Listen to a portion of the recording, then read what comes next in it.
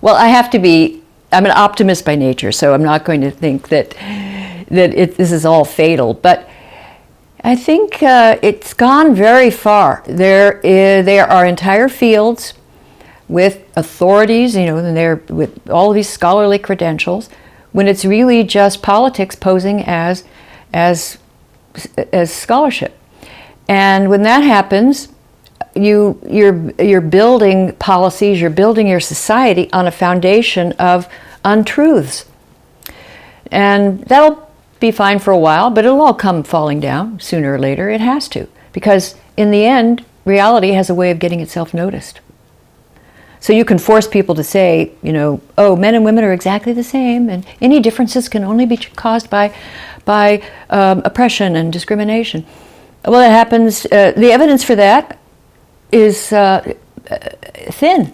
There's plenty of evidence that on average men and women are different, not dramatically, but somewhat different, and certainly in terms of preferences and style of self-presentation, and that it's a combination of culture and biology. That seems to be something any sensible person would accept, but that's not the view in many gender studies departments. It's a social construct, and what was socially constructed can be re-engineered. And so we have scholars now, leading programs they think men are very problematic and easily throw around this idea of toxic masculinity.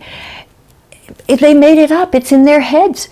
So they've taken false statistics that implicate the average man in these social atrocities. They have these twisted theories about oppression and human women's being degraded in a system, when we have never been safer and never more equal, and in many ways even doing better than men, certainly in key areas like education. So, but then when you try to correct it, you're called names. That's just dysfunctional. It can't go on. So my hope is that students have received so much of this. They tell me, now since kindergarten, they'll start hearing a lot of untruths and exaggeration about how bad men are and sort of how put upon women are by men. They're going to come out and experience the real world and see that it's more complicated. And there's such a thing as toxic masculinity. Most men are not toxic. They're actually rather nice.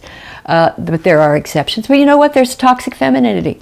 And, there are women that can be pretty vicious.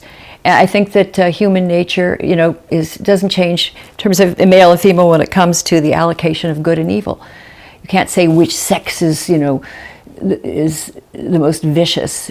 Men and women have different ways of manifesting their viciousness. I mean, men can be more physically powerful, but women, can be so poisonous in relational viciousness or just more covert aggression.